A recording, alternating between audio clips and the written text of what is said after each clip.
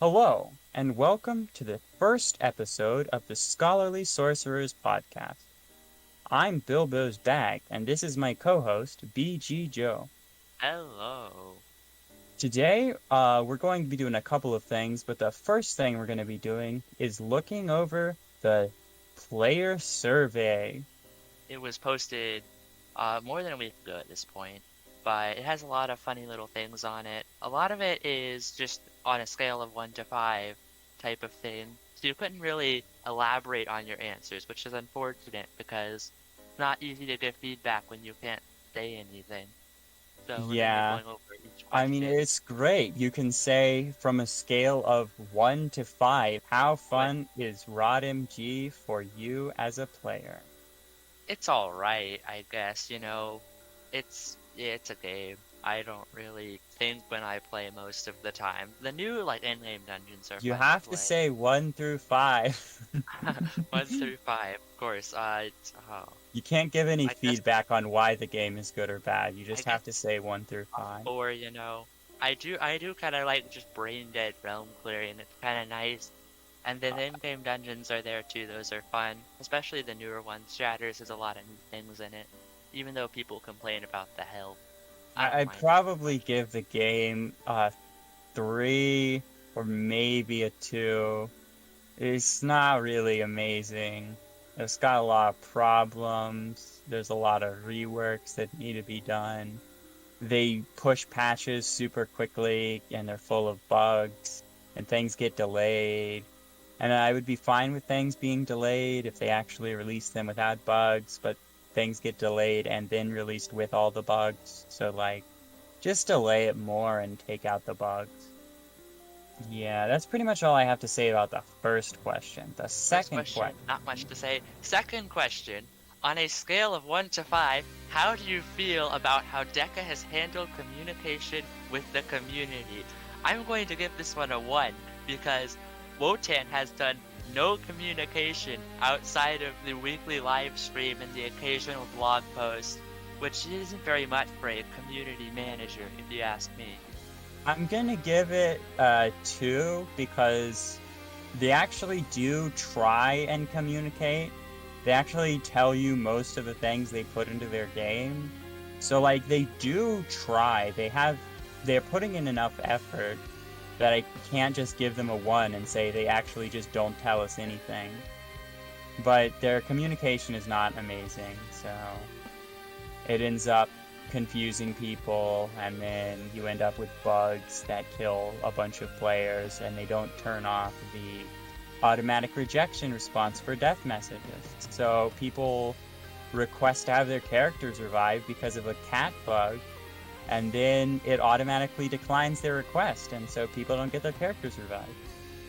If we're talking Anyway, about Deca as a whole, then I think that they're a little bit better because the developers and designers specifically are a lot more active in chat than the community managers, which sort of makes sense since they know what they're talking about. A lot of them have been playing the game for years and are pretty experienced with how things work, and they understand the community a bit more than Wotan does.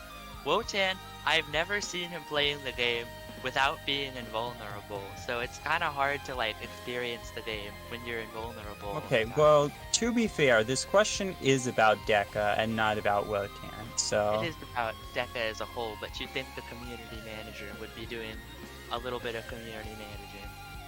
I mean, I suppose. I don't really have anything more to say about this question, do you? I don't believe so. Alright, then we'll move on to question number 3. From a scale of 1 to 5, how satisfied are you with the customer support service Deca offers? I'm gonna have to give this one a 4 because although a lot of people complain about it, I've used the support system once and my particular case went really well, so I can't really say anything bad about support from my personal experience.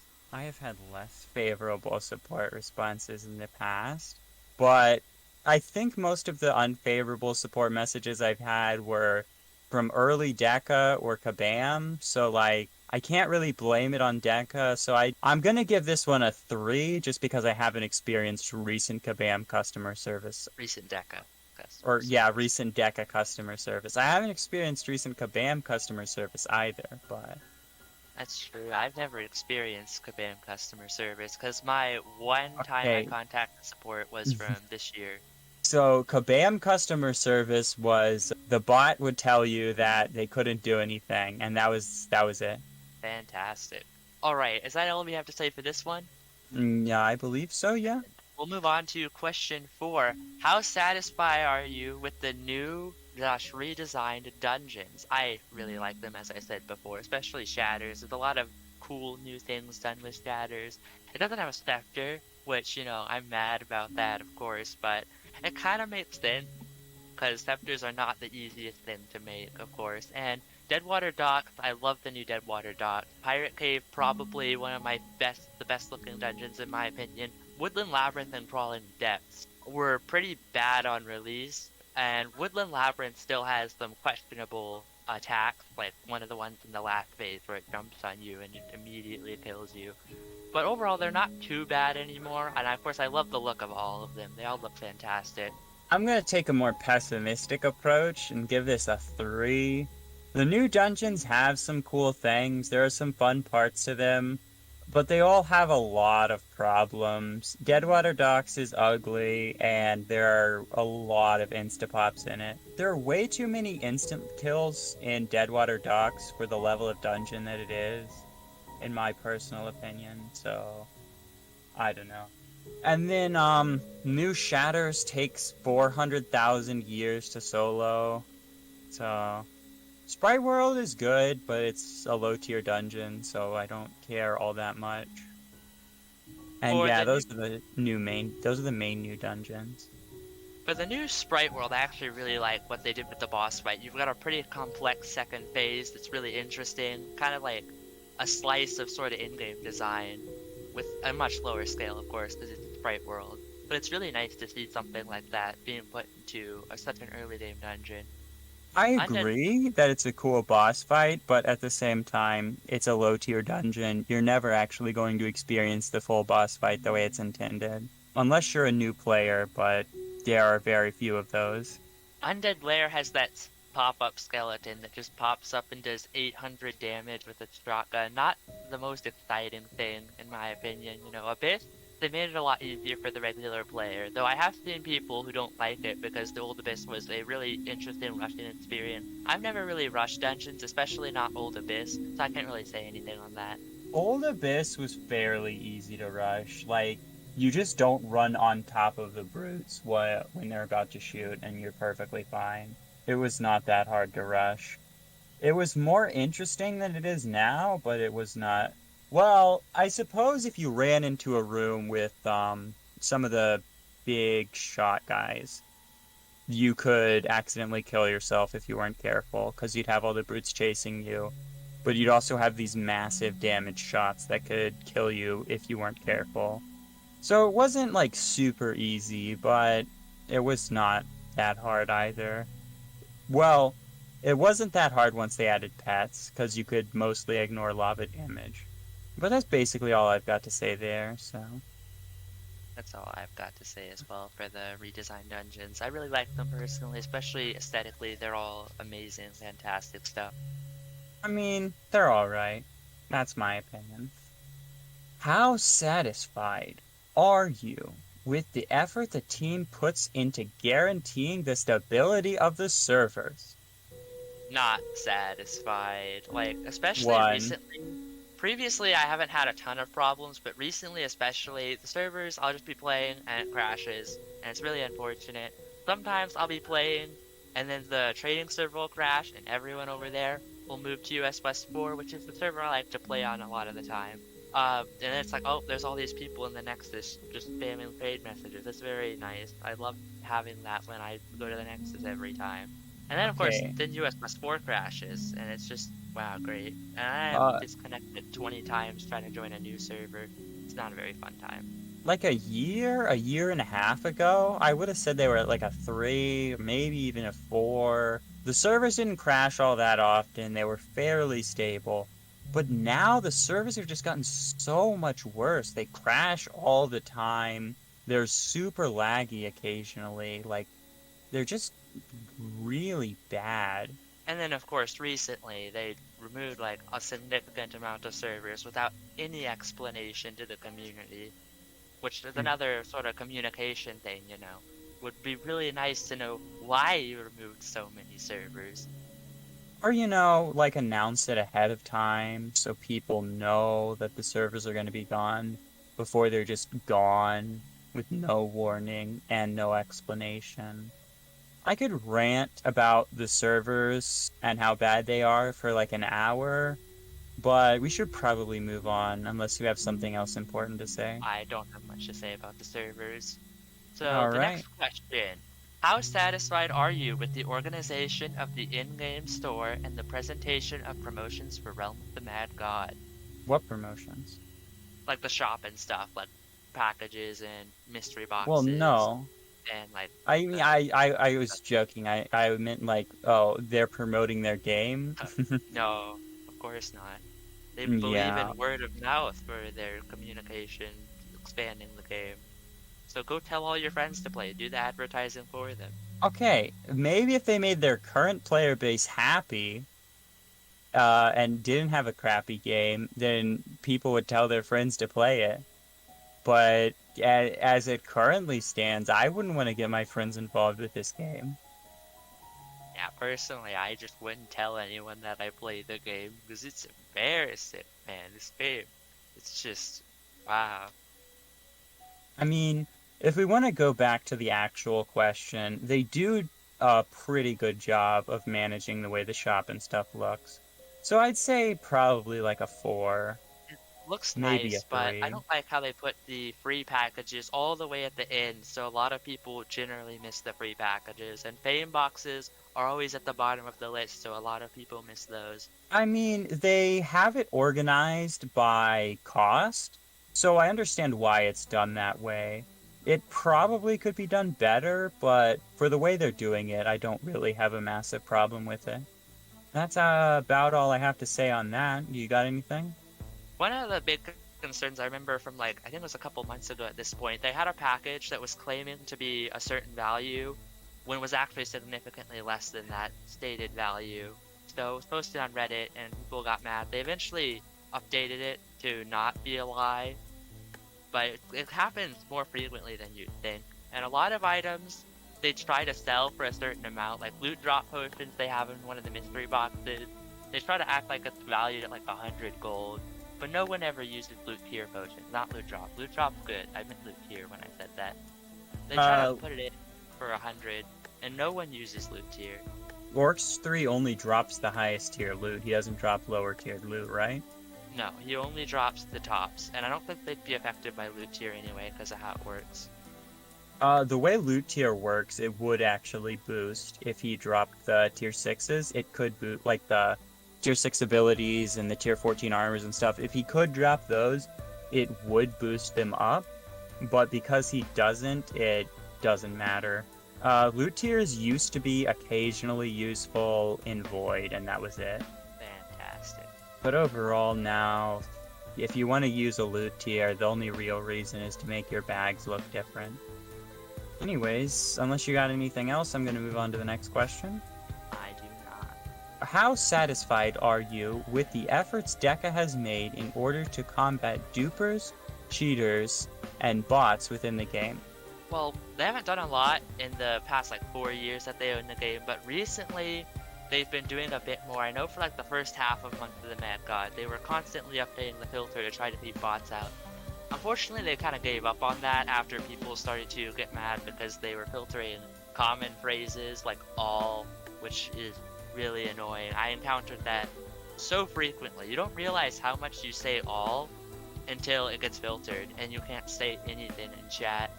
For dupers and cheaters, I know they've done several big ban waves in the past, though I'm not sure. There's still a lot of hackers, obviously, so they still have a long ways to go on that front. But they've been doing a lot more than they used to, so I'm kind of satisfied with what they've been doing, honestly. If you dupe or hack, you will not be punished unless someone directly reports you. And even if one person directly reports you, it doesn't matter. you have to have several people report you for you to actually be banned. There are several people I know who have duped and hacked in the past, and it is very rare for anyone who dupes or hacks to actually get punished.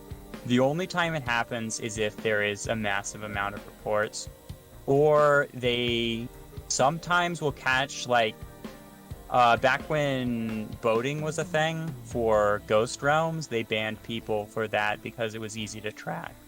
But there were several people who did voting and just didn't do it for that long, and they didn't get banned either, so... And of course, bots, they've never been good at banning spam bots. The amount of accounts that are just spam bots is astounding. The only bots they ever successfully banned off the game were the Realm Trades bots, and that was not a good thing for the game environment. I don't have much to say on this topic, so I'm fine we just move on now. Alright. How do you feel about the quality and standard Deca puts in before releasing an update in terms of quality assurance and auditing for bugs and exploits? What quality assurance? Absolutely. There's just not much. Every update has some major bug and some super annoying Okay, things. I could go on listing the amount of bugs. Golden Dagger, the Bard bug, the Cat bug. Do I need to go on? There was that one bug where when you walked over a bag, it would just cover your entire screen with one of the slots in the bag. That was really annoying. That was up for like half a month of the Mad Cloud. They only just fixed it recently. And it was super annoying and happened all the time. So you'd think they'd catch something like this and try to fix it. They patch bugs out of the game and then put them back in the game years later and no one knows why. Like, the quality assurance for the game is awful. This gets a 1 out of 5. Absolutely. Some other things that I have noted here is the fluctuating star count. Ever since the star system was updated, I'm pretty sure your star count will just change randomly, because apparently they're not very good at tracking base game on characters. And it was also the stack shot from the avatar. That was up for a long time. It would die when I spawned in, they'd all shoot a stack shot. It insta-killed tons of people. I think they actually ended up doing revives for it. So if you died to that, and you have a recording of it, you can contact support, try to get a revive. There's currently a bug with... Well, this bug isn't very severe, but with dungeon modifiers where bosses have reduced damage, the Puppet Master from Encore, and maybe a few other bosses, the death shots don't actually get counted as boss shots, and so they deal bonus damage. I had a friend who was maybe doing some dumb things and sitting on top of Puppet Master's Encore when it died, because he could tank all the shots that it would have done normally, but because it didn't have the reduced boss damage, his, I think, his 3-4 knight got instantly killed, so yeah, pretty cool. Anyways, I don't really have anything more to say about that, do you? I don't believe, other than even when a bug is discovered, they like to wait until their next major release before they bother to push the fix for it. They don't like doing hot fixes unless it's a major bug like the cat bug. Because like the Bard bug was in the game for, I think, almost 2 weeks before they actually fixed it, which is really annoying because it kind of barred you. The thing with the Bard bug is they had a fix for it before the patch went live, and they just didn't put it in the patch. Yeah, it's whatever, you know. Quality assurance is pretty lacking. Definitely a 1 on that from me. So anyways, the next question: how smoothly does Rodmg play feel on your machine? Works that fine is a for me. very oddly worded question. How smoothly does Rodmg play feel on your machine? Play feel? We're not gonna It feels like they should have the grammar of the mighty Wotan. Okay, they should have said either how smoothly does Rodmg play on your machine, or how smoothly does Rodmg feel on your machine. Why did they put both? I couldn't tell you. Maybe they'll answer it someday when Wotan actually starts interacting with the community. He'll have to answer for his crimes. I Either way, wish that I could answer 1 on this question, because then I couldn't play Realm. But unfortunately, I have to answer probably 4. It doesn't run as smooth as Silk because there's a bug with a launcher where it takes 5,000 years to open, but I don't think that's unique to me, so... Yeah, for me it runs pretty well as far as Exalt goes. Obviously it's really resource intensive, a lot more resource intensive than you would think. But for me personally, it runs alright, so I can't say much on this. And the next question.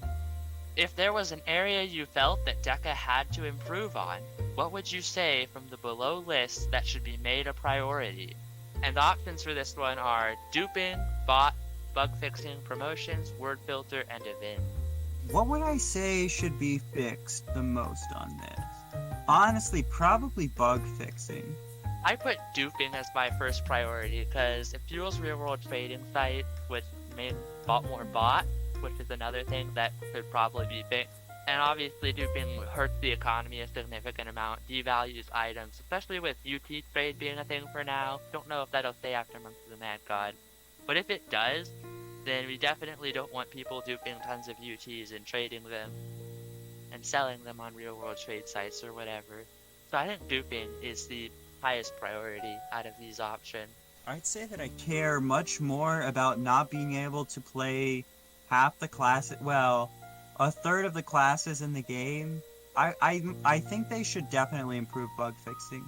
Because with the Bard bug, you couldn't play Samurai, Wizard, Archer, Ninja for like 2 weeks straight, just because the Bards would inspire you and then you would disconnect if you use your ability.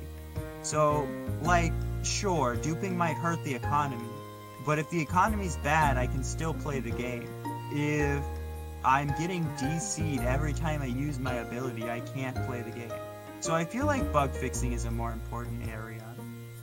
And duping is a bug, so it falls under bug fixing. You're correct there, I suppose. So bug fixing would be the top priority. After that, I put bots because they're bots, they promote real-world trade. Doesn't appear to do a whole lot most of the time. So they'll just think it's just fine to real-world trade. They'll buy, a full set. And they see the hack client, they'll start using that. They don't see anything wrong with it. All their friends are telling them the hacking is just fine, because no one gets banned for it. And so then they'll just become a big hacker, and we don't want that. More hackers is bad. There's already way too many hackers in this community.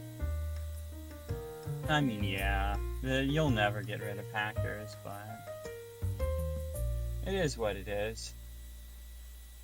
Next up, I don't know, I still have more things here. We got bug fixing is next on my list. We already talked about that. Then I have promotions. Obviously, if the shop looks bad and it's confusing, it might scare new players away. They might think the game is pay to win. If they see a lot of high gold packs that have a lot of good stuff in them, like backpacks, character slots, vault chests, and mystery stat potions. Although I don't think that's much of an issue with mystery stat potions, but it might seem like a big deal to a newer player.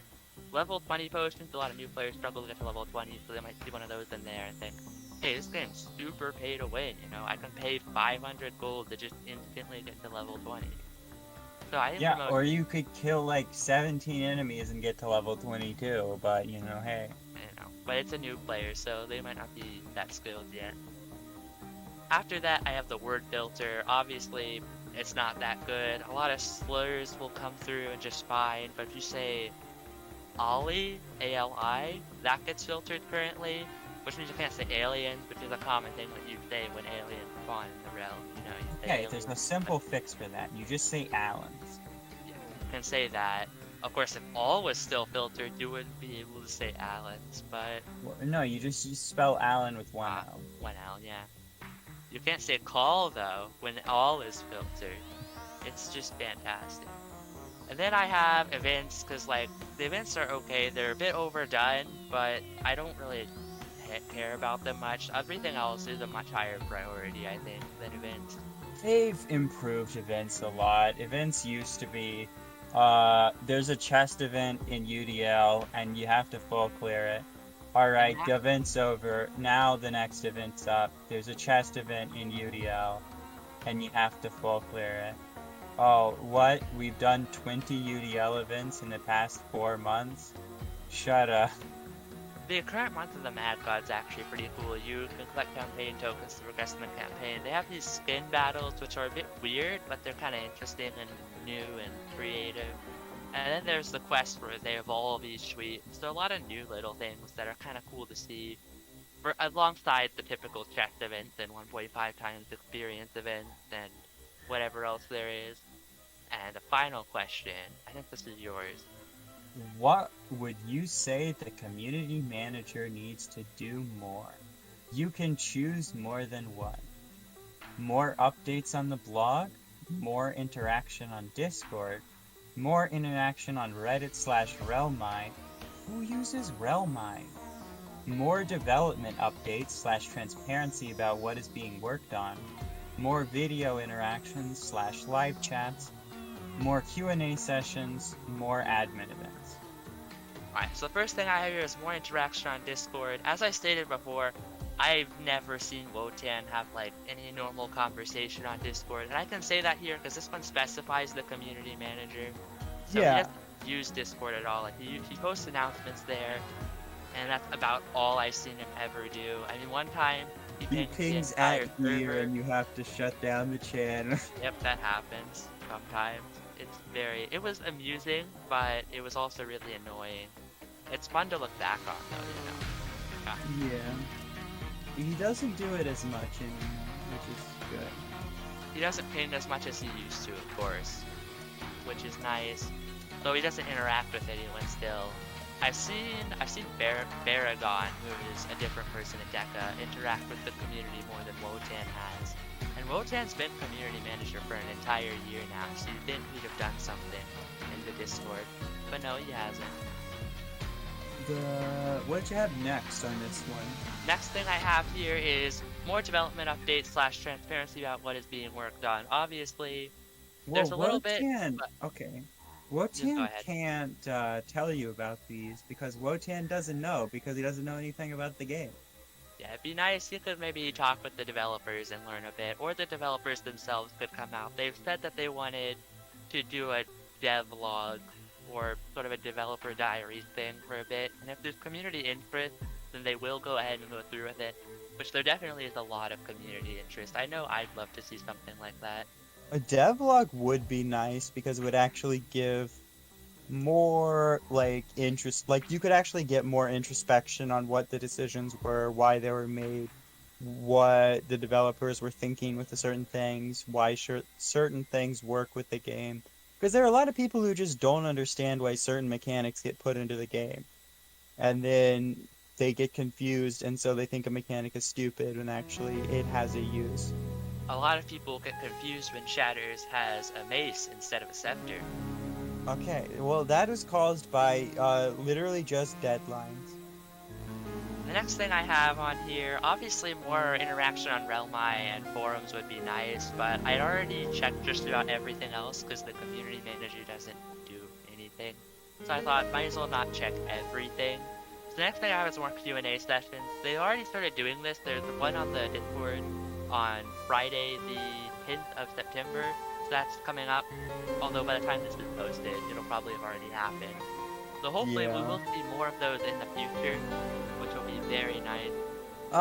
More Q&A sessions will be useful.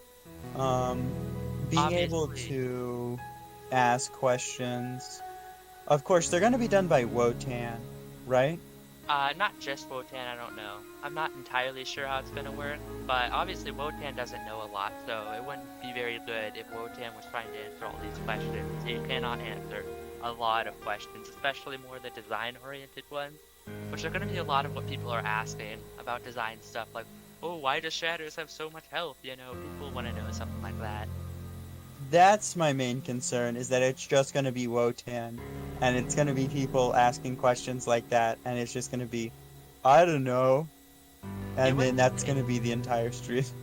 He wouldn't say he doesn't know, he just skipped the question, so we get a bunch of answers that don't mean anything. Like, oh, what's your favorite hair color? Oh wow, it's blue. Who would have thought? He'll just skip all the questions he doesn't know the answer to. Wow, guys, you aren't asking a lot of questions. What's your favorite dungeon? Oh yeah, my favorite dungeon is Pirate Cave.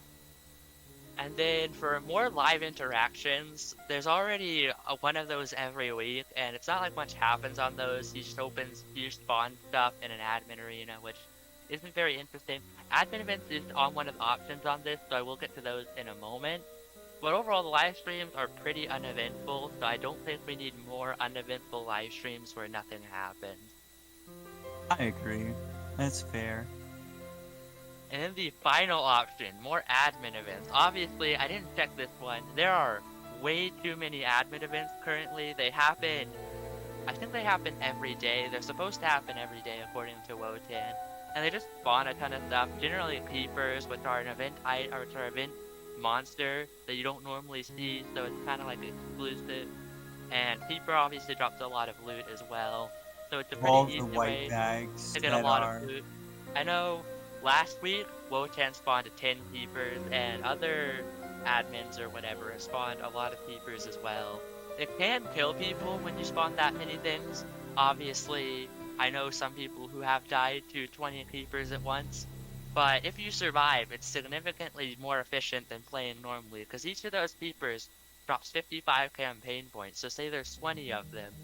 That's like 1,000 campaign points. I'm too lazy to actually think. I think it's about 1,000 campaign points though. It's a little over 1,000 actually, but yeah. Which is a lot of realm clearing normally, versus it's like 1,100 versus attend an admin event, and then you get all that and more. And 20 chances at an event wipe. And like I said, there's already a lot of these happening. They happen almost, if not every day, so we definitely do not need more of these. They're sort of like the bare minimum for interacting with the community. It can't even really be considered interacting, because you're just spawning stuff for them to kill. It's not much interacting at all. Yep. If that's all you have to say, then we're at the end of the survey. That's all I have to say for this. That's it for the survey. All I have for the survey. I was gonna go over the most recent patch they just put out with the light takes over. Light takes over. The new Nexus, it looks fantastic. They really did well on the Nexus, but that's an internal designer kind of thing. Obviously, it looks great. I do love it. It's a bit bright, of course, but that's kind of expected from the big Nexus, bright Nexus, light Nexus. Everything looks nice inside the Nexus, though. Unlike the Dark Nexus, which, while it looked really good, it was really messy because there were these dudes that came through and corrupted tiles randomly, so it just looked like a huge mess a few hours after the server had closed. And then it was just completely destroyed by the time server reset comes around, or even just like a few hours in. It's just completely destroyed and it doesn't look very pleasant. Although I guess that was the point of the Dark Nexus, because it's dark and destroyed and corrupted and evil, and that's why the new one looks all nice and tidy. Kind of whatever. It did rain, which is very cool to see. I like the rain effect. They gotta add that to Oryx's castle. It could definitely use it. Maybe not Manor of the Immortals, but definitely Oryx's castle. Manor of the Immortals has the outside rain, which is pretty cool. I don't like the wind in the Deca one. Yeah, a lot of people on Reddit, I know, complained about it looking like their screen was cracked, and it wasn't like a super interesting effect. It's kind of subtle, which is nice, but a lot of people did not like that it looked like the screen was cracked, and people actually thought their screen was cracked. It hasn't really bothered me that much, but I can see where the concerns come from. They also added the Corrupted Paladin and Deca Trickster. Those both drop in a lot of interesting places. I kind of like how they drop. You know, you have to go through several different locations, and the Crystal Prisoner, which for whatever reason drops both the reins. And you have to sort of track down and hunt each piece of the ST set to collect the whole thing. And they are both pretty good sets, especially the David Trickster. It has some really cool parts. Everything works together nicely. and it looks very cool as well. Where do the other pieces drop from? Let's see, they have the drop locations on the blog post. To get the Fallen One's blade, it drops from the Killer Bee Queen. The Abyssal Insignia drops from the Forgotten King. The Vortex Blade from Espen the Unwilling. The Eye of the Void from the Crystal Prisoner.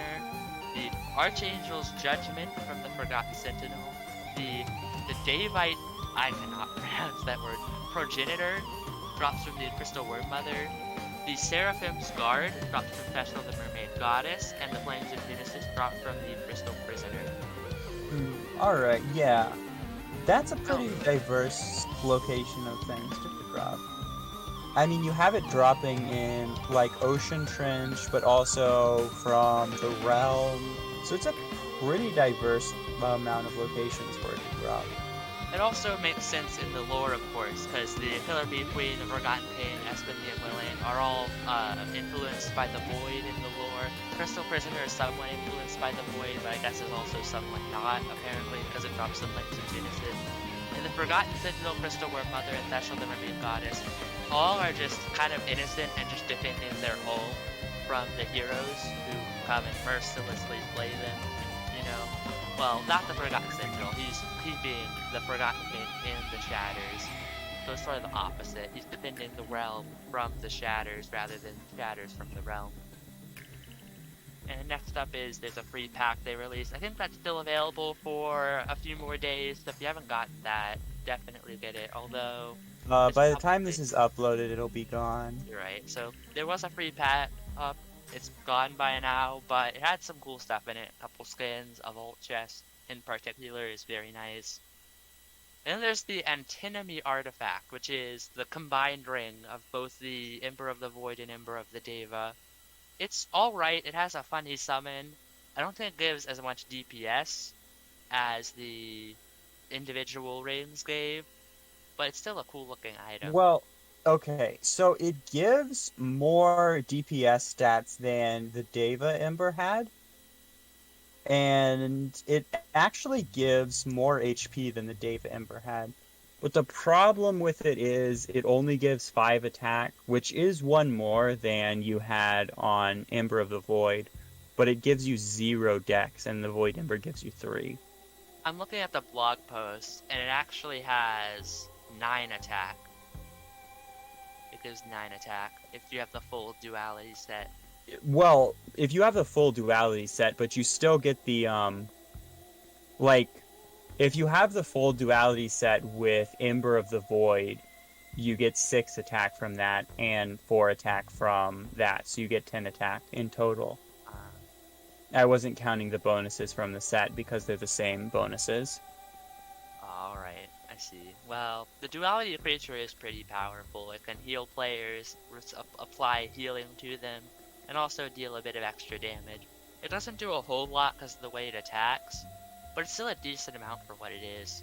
So, the big advantage of the duality creature as opposed to the Ember's creature is that it activates on ability use and not on taking damage. So it's much easier to activate. You don't have to drop below 75% or 50% HP. And it's a much better effect than either of the other 2 effects. So, it definitely has its advantages.